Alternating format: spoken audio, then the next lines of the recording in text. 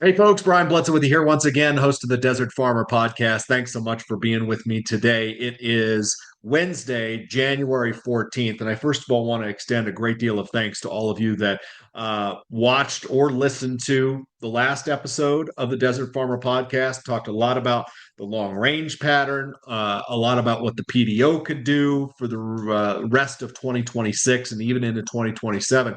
Got a lot of great feedback on that, so I really appreciate you sending that feedback back into me. So today we're going to do a little bit of a shorter episode, but it's also going to really be important to folks that are sensitive to the wind over the next several days, because that's kind of what the pattern is shaping up to be. So let's go ahead and get down to business here. And this is important, I think, for folks that live in the Western High Plains, certainly, but also live really anywhere across the entire country, because we're going to have kind of two different extremes going on across the United States. But first of all, let's look at our forecast.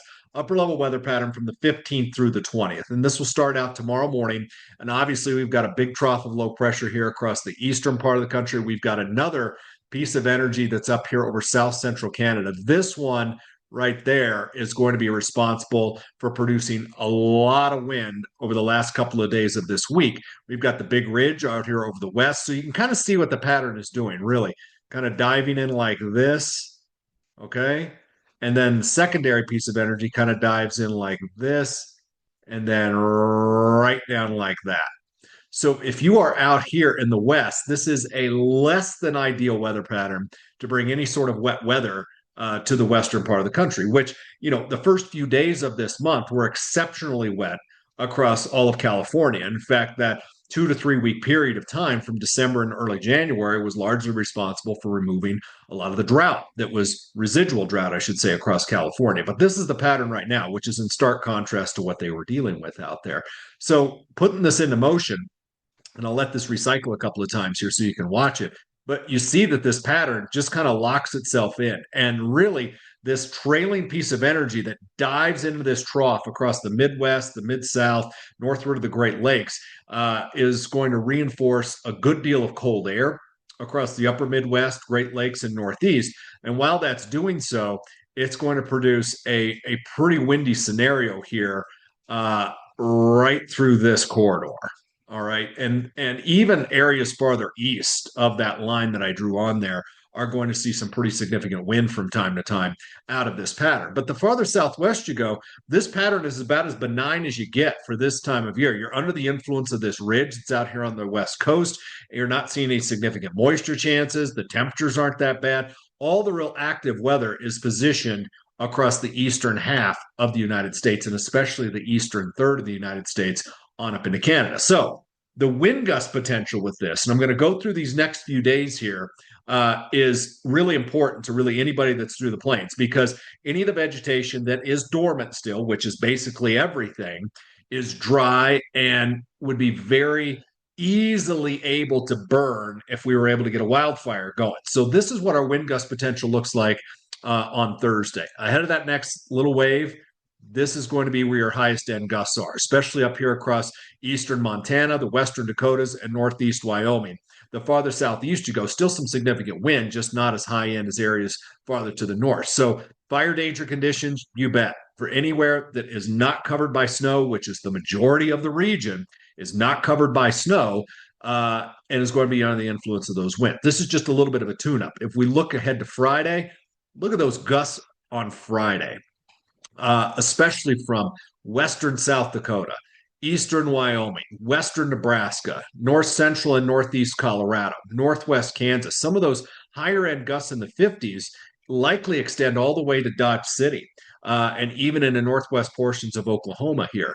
But it's really these areas that say Cheyenne, Torrington, Chadron, Scottsbluff, Sidney, down toward Ray, Yuma, Burlington, Imperial, McCook, Goodland, Atwood, Kansas, Scott City, Colby, North Platte. All of those areas are going to see significant wind on Friday. And that, I didn't even mention some areas up here over northwest South Dakota. In fact, this corridor right here that I have circled probably see wind gusts around 70 or so during the first half of the day on Friday. So these areas here under the influence of high fire danger, blowing dirt, so on and so forth. You know the drill. We see wind events like this many different times from fall, winter, and through the spring. So it's not something that we are a stranger to, but it's certainly something you have to be prepared for. And I can't underscore this enough that these areas here, all right, that are going to be seeing those higher end wind gusts, even with the relatively cooler air that's coming in here, that vegetation is still going to burn if it's ignited. And I'm specifically talking about grass and brush this time of year. And the farther southeast you go, temperatures are a little bit warmer. So these areas right here, okay, I would say probably have the highest end fire danger situation during the daytime hours on Friday. I'm talking to you folks specifically over west and southwest Nebraska, northeast Colorado, and the western part of Kansas, especially northwest Kansas right there. If we look at what happens on Saturday, we're still dealing with wind. All right. Not as bad as it was the day before, but you can easily see wind gusts across the region here running between about 30 and 45 miles per hour. Cheyenne still gusting up there close to 50 right there during the daytime hours on Saturday. So wind is still an issue. On Sunday, we reload the pattern. So the same areas that saw nasty wind before, see it again. Eastern Montana, all of the Dakotas, the majority of Nebraska, Northwest Iowa, up here into Minnesota. These areas here are also under the influence of some cold air. So the wind chill values there are going to be less than nice for those regions. The farther south you go, not as much wind, as these northern areas. And then if we look ahead toward Monday, all right, a lot of us settled down in terms of wind. It's still breezy. It's just not as windy as before. So those are the real days that we have to be prepared for. And even into Tuesday, we see some of that wind reinvigorate here up across far southeast Montana, western South Dakota, and on up here into southeastern portions of Wyoming. And eventually in this pattern, some of those pieces of wind energy advance far enough south to where it pretty much gets all the plains. So it's just a pattern we're going to have to watch pretty closely. The precipitation anomaly forecast from the 15th through the 20th looks about what you would expect. Again, drier out here across the west. Many areas in the Pacific Northwest, California getting shut out with this pattern. But we also have dry anomalies all the way across the eastern part of the country. All right, from East Texas all the way into the Northeast. And these areas here across Arizona, New Mexico, West Texas, Eastern Colorado, keep in mind, these areas are dry this time of year anyway. So just because you're not seeing brown there doesn't mean that you're seeing, great conditions. It just means that the dryness, the dry anomaly hasn't been dry enough for the time of year to trigger the brown shading that comes in. So I still think that whole area is largely drier than average for that 5-day period. The forecast temperature anomaly, about what you would expect too. We are warmer in the west and we are much colder in the east as that cold air continues to dive in like this. All right. And even areas out here in the far southeast, you're seeing some pretty chilly stuff. East and southeast Texas, you probably see some cooler stuff too, but areas out here to the west underneath that ridge, that's where you're going to continue to see warmer than average conditions. And you might say, well, what about these areas here up across southwest portions of Canada, eastern Montana? Well, hey, that wind, that's not coming like this with that cold air. Those are Chinook winds. All right. So you're seeing a lot of this coming off the mountains, which is responsible for producing the warmer than average conditions. And snow cover is pretty much non-existent for the majority of those areas. So that dry, bare ground, that heats up better. You see the wind stirring it up. You've got sunshine, so on and so forth. But that's what it looks like from the 15th through the 20th. Let's look at the weather pattern the 21st through the 26th, because here's where we start on the 21st. Pattern's pretty much the same as what we've been dealing with, just a little bit flatter. We still have that big cold trough of low pressure over northeast Canada, dropping down into the Great Lakes and in the northeast. The ridge is positioned out west, but watch how the pattern changes here during that 5-day period. The trough up here over eastern Canada kind of retrogrades a little bit back to the west across central and western portions of Canada. Some of that energy clips the northwest portion of the country into the northern Rockies and northern plains, and that inevitably will cool things off back in that part of the world. All right. But if you live down here to the south, southeast California, Arizona, New Mexico, Texas, Oklahoma, Kansas, that flow largely is still coming in from the Pacific, especially at the end of this forecast period where that ridge axis gets organized again down here across the southwest Gulf of America and also down over central portions of Mexico. That ridge will start to build and influence that southern tier of the country too. So when we look at the forecast precipitation anomaly from the 21st through the 26th, this is what you get. Again, less dry out in the northwest versus the previous 5 days. All right. You are wetter in this corridor than what you were, in stark contrast to what we were dealing with before. But you really don't see any wet anomalies here extending from Southeast California, Arizona, New Mexico, most of Texas, Oklahoma, Kansas, Eastern Colorado. I still think that that pattern is largely drier than average for those locations. All right. Farther north, I suppose there could be better opportunities through this corridor to get some snow out of this, but it's still not an above average, wetter than average type of pattern, even for that part of the world, with the way this is situated. And most of California, in fact, is still showing up drier than average, even during that period of time. It'll be interesting to see how it changes because I do expect changes in this part of the forecast. That trough over Canada is too dynamic not to give some fluctuation in the pattern here during this 5 day period. But I wanted to show it to you anyway. The temperature anomaly for that time frame looks like this. As I said, you get colder back here to the west as that trough retrogrades back to the west, and you're able to dump some colder air through these corridors here into the northern Rockies, into the northern plains, but back here to the southwest and across the southeast, you are still not under the influence of that trough for the most part. Your air is coming in pretty much Pacific oriented to where you're not dealing with much cold. And I've been talking about this for the past several months that there would be a very healthy temperature gradient, okay, from central Iowa back here through the panhandles. And this pattern is really the epitome that reinforces that gradient where you're much colder northeast and much warmer back to the southwest. All right. So that's kind of how we're stacked for the next couple of weeks, obviously with some changes that can likely take place from time to time. But let's take a peek beyond that. Let's look at the Copernicus 3 seasonal forecast model. The Copernicus 3 takes into account a lot of different seasonal models. And it puts that information all together. It averages that outcome. And I think it's interesting that we look at what it's doing in terms of the forecast for the ENSO, the El Nino and Southern Oscillation. So these different lines here represent all these different members of these models. The European models taken into account. We've got Meteo France in here. We've got our own, the National Center for Environmental Prediction. We've got the JMA Japanese model. We've got the Bureau of Meteorology out of Australia. Obviously, all of these different models take into account. So let's look at the initialization here. All right. So we're right there in weak La Nina territory. And look at the spread here initially where it was for January. All right. When it was issued. Look at that spread there initially. We are not going to end up way down here. We're just not. And we're probably not going to end up way up here for January. So reality is probably on the higher end of that from where we are. And then we come out here. All right. If you want to average things out, that's your average.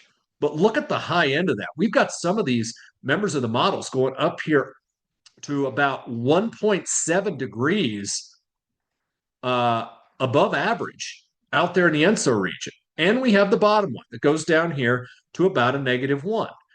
Which one is more likely here? Well, the majority of the members of these models, all those red lines, the majority of them are up here in El Nino territory, okay, by late spring and into early summer. And to be honest, I don't have a whole lot of reason to disagree with that. So what I'm interested in seeing for next month is that when we take out these lower end members, which in my opinion are not going to verify, I would anticipate much better agreement up here in the spring and early summer with this push toward El Nino. Most of these models are on board with that. Some of these models initially had the La Nina too strong and lasting a little bit too long. So like I said, when we fast forward here another month and we take those lower end model anomalies out of here, I think we're going to have a better picture at least from the Copernicus 3, about where we're headed. Probably this is too high, but you know, maybe not by much. We may be up here between about positive zero point 0.5 and 1 degree Celsius by the time we head into early summer. This change is likely going to happen faster versus slower, in my opinion. We can already see it. And I talked about that about 5 days ago in the last episode of the Desert Farmer podcast, that we can already start to see those changes taking place. So let's look at the model temperature anomaly forecast from February through June here. So this is its forecast for February. And again, some of these models do have a hard time just seeing cold air in general. So you have to look for little signatures in here that would show up as cold air. I think where you're seeing the white here, which is basically just average, for lack of a better term, that's where your cold signal is likely going to be. And where you're seeing these less warm colors, that's probably where you're going to have the best opportunity to see cold air dumped in. This is just kind of piggybacking off the pattern that we've been seeing for the majority of the winter. And then down here in the Southwest, that's where those warm anomalies are going to be most prevalent. Now, in February, could we see some cold air do this? I suppose it's possible. Historically speaking, as we see La Nina go away, we can have some late season cold air. That's built into some of those analogs that I shared with you. So, could there be a significant blast of cold air drop down into the plains and make it farther west than what we've seen? Sure, I suppose. Have we seen anything of the sort so far this winter? And will we see anything of the sort the remainder of this month? Probably not. Okay. But February, we can still see it. There's March, and you can see we still see less warm colors up here across parts of the northern Rockies and northern plains, but we're still warmer across the southern tier. That's where some of those higher end warm anomalies are located. April, we still see the warm anomalies more focused out here to the west. All right. Less warm colors farther north, and you can kind of get that feeling that we can still see that. And as I've said repeatedly, the analogs can still favor some of that late season cold sneaking down here. By the time we push into May, notice there's a pretty good surge of warmer than average colors popping up here across parts of the Southwest and the Southwest High Plains for the month of May. June, even more focused. It expands farther to the north and northwest. So the Copernicus 3, that's your temperature forecast. What about precipitation anomalies from February through June? Let's look at that. So for February, we kind of have a return of this taking place, which was very prevalent during the month of December, where it was active here farther southwest across south central, southwest Canada, northern Rockies. Okay, this would be a big boost to the snow up here that is pretty much non-existent right now, from eastern Montana through the Dakotas, even dropping down here across parts of Wyoming. Notice here a little sliver of dryness here in the Southwest. I still think that for the most part, though, we will likely favor a drier than average pattern here across the Southwest, peaking out here into the far west and Southwest High Plains too for February. March, we see a little bit of that dryness redevelop here and expand.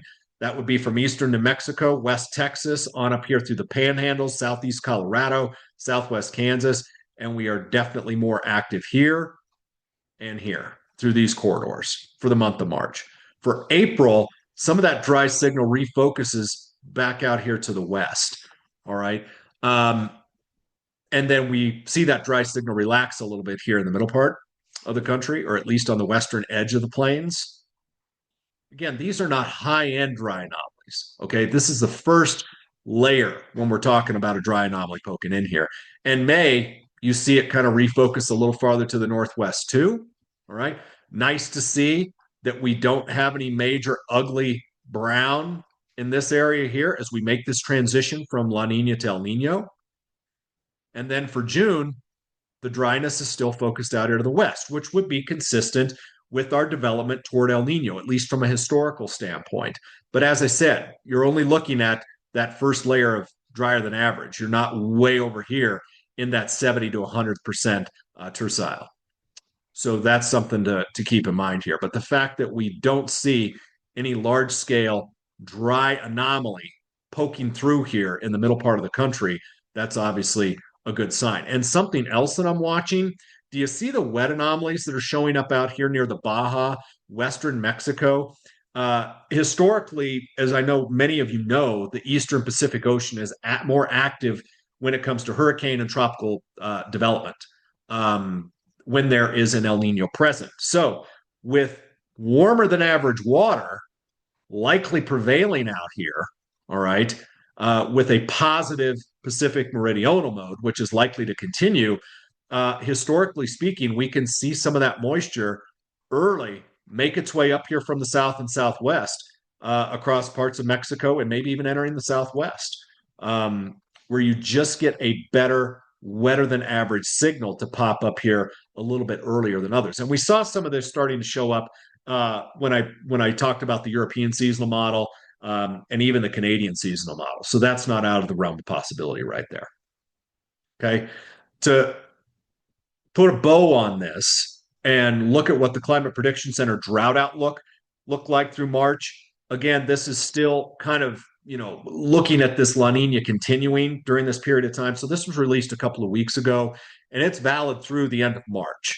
So where you're seeing the yellows, that's where drought development was most likely, at least the way the Climate Prediction Center saw it. Now, I don't have a whole lot of reason to disagree with it, especially because our storm track has largely been void out here from the southwest high plains.